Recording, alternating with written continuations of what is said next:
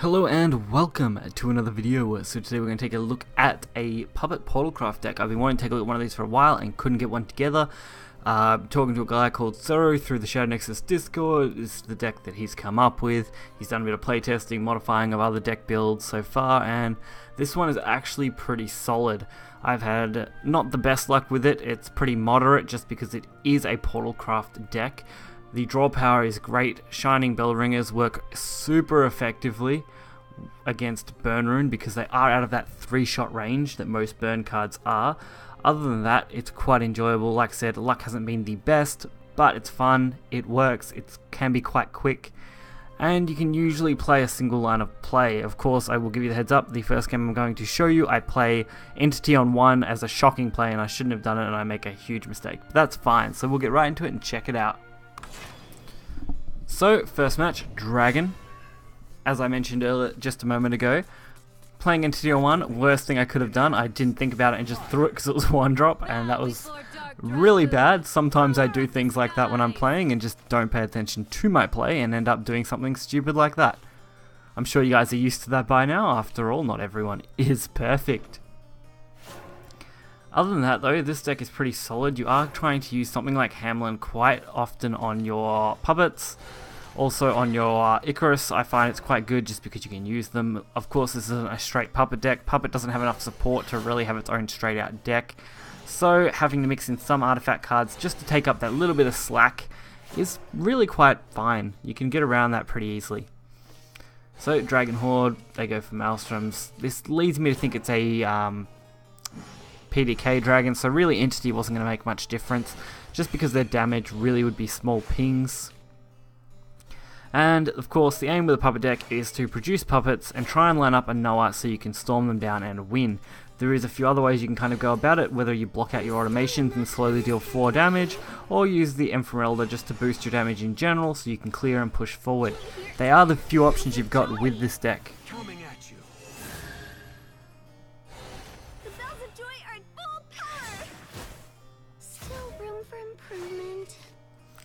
So Bellringer, again, great card, I really love it. Even using it on the Evolve here, I find it quite fine. This dragon did ramp quite hard, leaving me in a little difficult spot, but they are forced to pretty much have to trade here unless they can find a 1-drop to clear this Bellringer. And I've got plenty of puppets, I've got Shining Bellringer, Automation, you know, I've got all the cards I kind of need except for Noah. Shining is going to allow me to draw 2 more. Of course, overdraw I found is a slight problem with this deck, so having to play puppets just so you don't overdraw too much tends to be the way I go about it. And I'm still probably going to overdraw here because I'm going to have Staircase trigger, Puppet trigger, and probably Bellringer trigger all in the same turn, which is a shocking thing to have happen to you. But sometimes you just don't have the choice. So I'll be very close to... Oh, actually, I think I might just overdraw by 1 card. Yes, 1 card I believe is all I'll overdraw by here, if I'm correct. Because we'll add 3, take us to 9. No, we're going to overdraw by a lot more than that then. So we're going to overdraw by 3. Miscalculating my overdraw. They go for an absolutely crazy go though. So we're at 8. We draw 3 followers, which sucks. Discard 2, 1 good one, and we discard 2 good cards out of the 3. Great. I really needed that puppet card that would clear all these 1/1s really effectively, and losing that to that is really bad. But this was one of my first games with the deck, so still trying to get my legs with the deck at this point. Of course, Icarus does the job quite nicely. Ancient Artifacts, guaranteed off the draw. Again, can't clear this PDK because I drew none of my banishments. I have 2 banishes that are really effective for dealing with PDK, and I drew neither of them. Really shitty situation to be stuck in. But we do have enough to clear all these 1s and leave up just the PDK on its own. With them having 2 cards in hand, the odds of them actually killing these things goes down significantly, even with the 3rd draw. So, Dragoon Scyther, pretty much the best draw they could get, and the best ping they could get here on the Hamlin. Really screwing me over. But it also means they are only left with that PDK on board. So in some ways that is a good thing. And I finally draw my banishment, also setting up a puppet. Do decide to go for the Flower Doll. along with the ancient artifact. Just so I have some damage on board, and because I know I need to start pinging their face. So having any kind of storm is better than none, although Blazing Breath does pick off this artifact anyway. And Puppets Room, great. Great time to get this because I need to start restocking my puppets, and Puppet Room is a great way to do that. Even better now that I get automation on board and have a couple of wards to throw up every turn. Not so great that I am probably going to use both of these puppets plus the third puppet, but with Puppet Room I can actually generate more. Actually, this way probably is better. Generate more myself because I'm not going to get that advantage off Flower Doll that easily, so I guess this is actually a fine play. In case I draw into Noah next turn, because if I do draw it, I'm actually going to have a pretty large swing where I can just hit face as much as I want. Because I have another automation, puppets are actually becoming really effective, especially since I have Bear as well, giving me even more puppets to add ward to. But we do throw out the Slacker this turn, just so we can get it on board. Like I said, Noah's important. Puppet Room, yeah, reasonably close to disappearing. And we can ping 5 damage to their face straight off this board while setting up a ward, just so they can't kill this 6-2 and this 5-3 easily with something like Dragoon Scyther. And Salamander, of course. Salamander, probably the best card they could have possibly had there to clear that board, other than Bahamut. And we do get Otherworld Rift, which is great, in case we do see another PDK. And we can start just throwing stuff on board. Throwing out more of these warded puppets. And Puppet Room will actually expire this turn, meaning if we do draw into Noah, we should be able to do a massive amount of damage. And Otherworld is actually going to work really well against PDK here. Plus, we have Automation Soldier, giving us another puppet and boosting all of them again.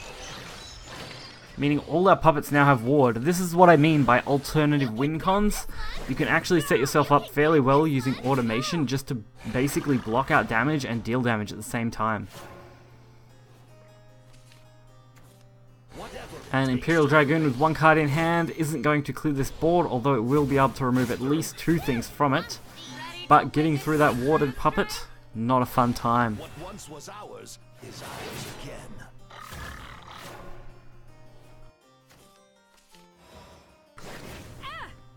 And we have lethal automation soldiers doing their work. Our next match is a Burn Rune player, so we actually get to fight probably two of the most prominent meta decks, Dragon and Rune. I guess you're looking for a fight. Double Dimensional Cut, Automation Soldier. Do decide to drop the Soldier straight away because Dimensional Cuts are actually quite good and will work nicely in the early game against pretty much everything that Rune can throw at me. Otherworld Rift, another really great card to have, although the 3-drop Banish would be better, and Hamlin is kind of useless without something to actually use it on. Also, Dimensional Cut is an amazing card when it's animated. So we don't see anything, and we get Flower Doll. So we can duplicate Flower Doll, meaning Hamlin can be played on 2. It's almost as good as duplicating a puppet because we can just throw Flower Dolls down. This 2-2 though, not so great. And Substitution is amazing. Being able to get rid of that without proccing it is great, although leaving Earth Sigils up, not so great. Otherwise, we actually have a pretty decent hand. We can use these Dimensional Cuts as we please. We can use the Otherworld as well, and double Flower Doll and Puppet already. We also got Puppet Room, which is just perfect.